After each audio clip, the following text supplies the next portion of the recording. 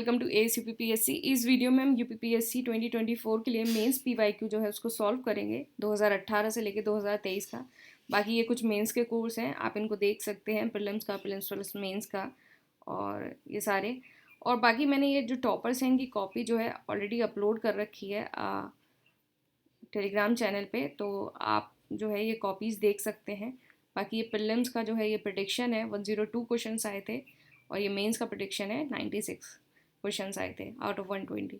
तो चलिए जो है हम अपना जो मेंस का पीवाईक्यू है उसको सॉल्व करते हैं।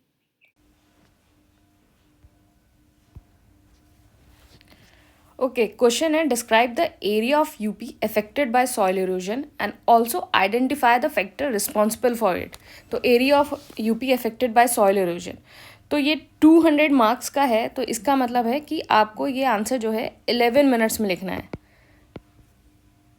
11 मिनट्स में ये आंसर लिखना है। तो ये क्या है, describe the area affected by the soil erosion. तो इसमें हम चाहें तो एक लाइन की सॉइल इरोजन की डेफिनेशन दे सकते हैं और फिर उसके बाद हम डायरेक्ट स्टार्ट कर सकते हैं, या अदरवाइज हम इसको डायरेक्ट भी स्टार्ट कर सकते हैं। क्योंकि इसमें कुछ ऐसा स्पेसिफिक पूछा नहीं गया है, तो हम इसको डायरेक्ट भी स्टार्ट कर सकते हैं। Soil erosion refers to the wearing away of soils by the forces of water and wind। एक लाइन की डेफिनेशन दे दी। According to ministry of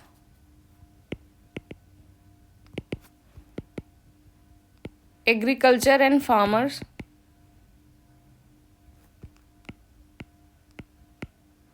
Welfare, 13.07 million hectare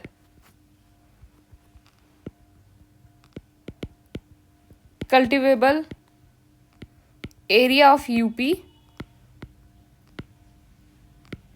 affected by soil erosion, which is 54.2% of total. एक आपने broader picture बता दी कि कितना area affected है, geographical area, and 70.7% of total cultivated area. तो ये आपने बता दी। अब हमारा पहला पार्ट क्या है, area of the UP affected by soil erosion. तो area of UP affected by soil erosion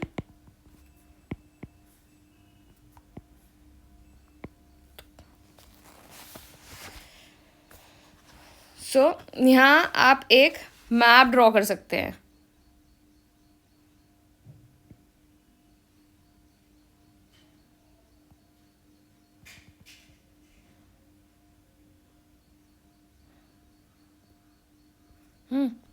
थोड़ा सा मैप थोड़ा अजीब हो गया, लेकिन ठीक है, मैप आप ड्रॉ कर सकते हैं। ये हो गया तराई रीजन। यहाँ हो गया वाटर लॉगिंग, यहाँ होती है दिस रीजन, ये वाला जो रीजन है ये आगरा साइड वाला। तो यहाँ आगरा एंड मथुरा में विंड इरोजन होता है, एंड दिस रीजन यहाँ चंबल में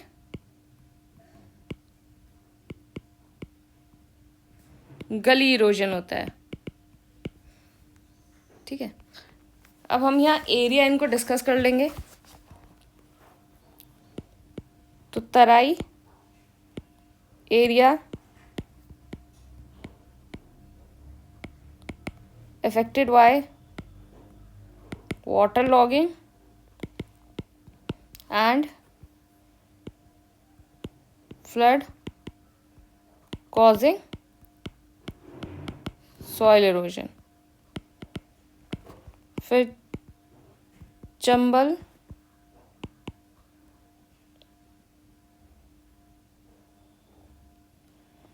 कुवारी एंड बेतवा रिवर. चंबल में क्या होता है आपको सबको पता है, रिवाइन एंड गली erosion and about 0.69 million hectare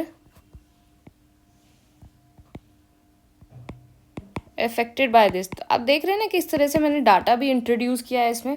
तो डाटा आप इंट्रोड्यूस करते हैं तो obviously you get more marks. Data है, फ्लो डायग्राम है, मैप है, everything is there. Agra, Mathura, Etawah affected by wind erosion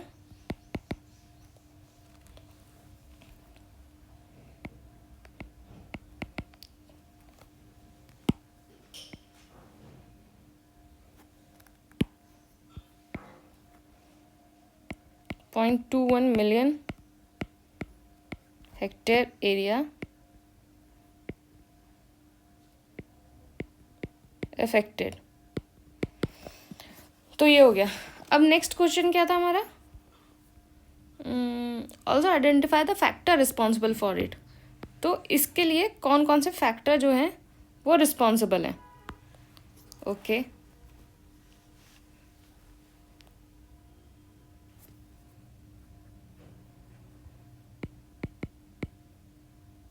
factor. अच्छा, आपको सबको पता होगा ना कि मतलब 200 नंबर के क्वेश्चन के लिए जो है आपको 3 पेजेस मिलते हैं. तो हमने एक में हमारा इंट्रो लिखा, फिर बॉडी स्टार्ट लिखी, फिर ये 3 पेजेस मिलते हैं. Factor responsible for soil halogen.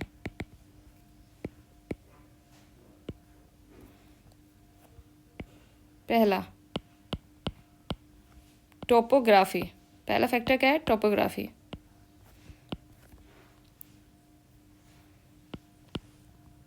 गली erosion in Chambal due to badland topography. ये हो गया. फिर नेचर ऑफ सॉइल की वजह से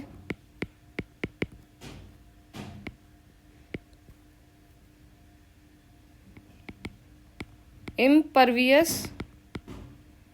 soil erode gradually in Agra and Mathura, जहाँ विंड एरोजन होता है. ठीक है, आप एग्जाम्पल भी लिख रहे हैं यहाँ. फिर over grazing,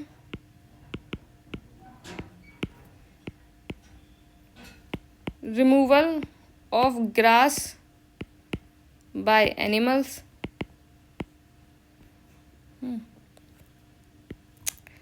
Next,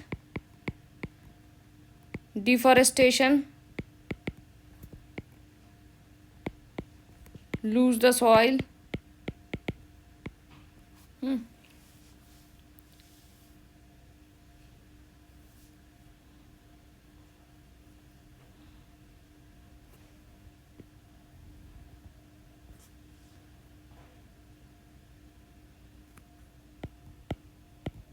Improper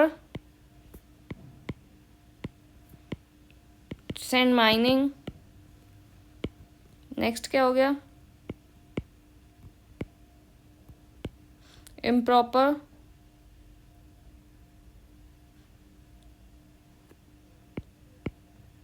farmer techniques and traditional techniques. सो ये आपका फैक्टर रिस्पॉन्सिबल हो गया। अब फैक्टेबल रिस्पॉन्सिबल है तो आपको जो है मेजर्स भी देने होंगे। तो मेजर्स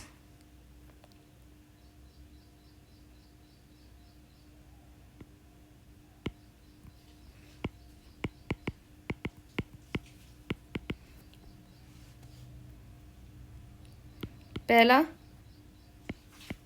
पंडित दीन दयाल उपाध्याय किसान समृद्धि योजना for improvement of barren land. फिर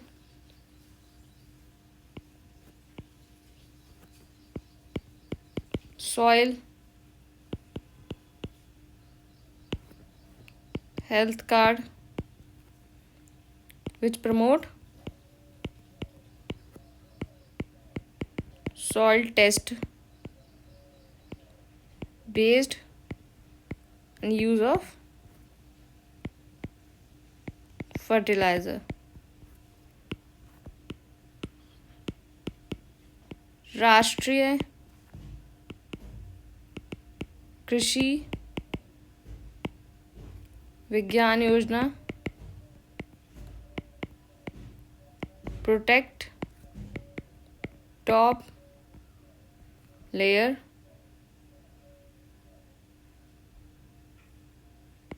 of soil.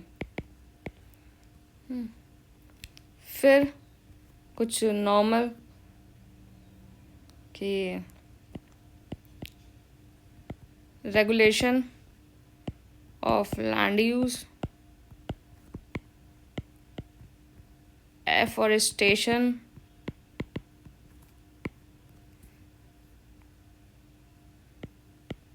improved land use practice, crop rotation, use of manures।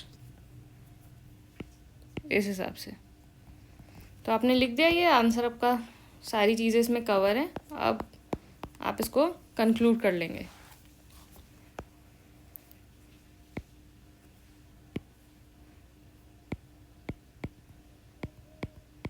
Degradation of soil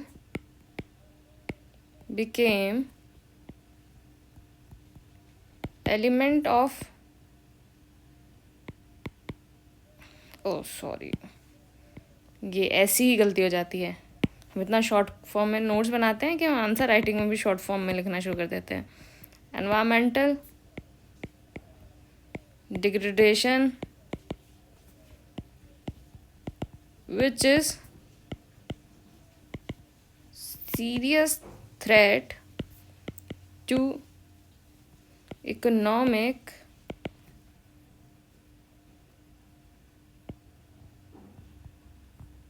development of a state,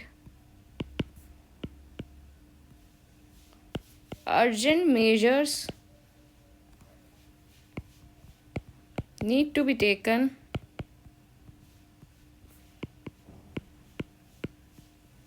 to address it with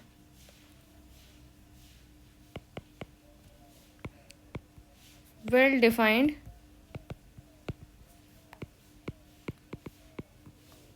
integrated land use policy. ये आपका जो answer finish हो गया। तो देखिए, हमने area लिखा, एरिया का हमने मैप बनाया, हमने फिर उसके बाद फैक्टर कौन सा रिस्पॉन्सिबल है। देखो, यू आर सिविल सर्वेंट, ऐसा है नहीं कि आपका फैक्टर रिस्पॉन्सिबल मतलब कि यार दंगा कराने के लिए फैक्टर रिस्पॉन्सिबल, लेकिन आपके पास ये सारी चीज़ें भी पता होनी चाहिए ना कि ये दंगा कैसे रोका जाएगा। तो मतलब हर चीज़ जो जिसके लिमिटेशंस हैं, जिसके नेगेटिव हैं, तो उसका आपको वे फॉरवर्ड देना ही है। तो यहाँ आपने मेजर्स दे दिए जिसमें आपने गवर्नमेंट स्कीम्स भी बता दी और नॉर्मल प्रैक्टिसेस भी बता दी, फिर आपने एक कंक्लूजन से इसको कंक्लूड कर दिया। इस तरीके का ये आंसर है। तो 200 वर्ड का आंसर जो है आपको 3 पेजेस मिलते हैं उसके, और आपको 11 मिनट में लिखना होता है। तो इस तरीके से मुझे लगता है आपने आंसर कंप्लीट, अब मुझे समझ में आ गया होगा। Thank you and all the best.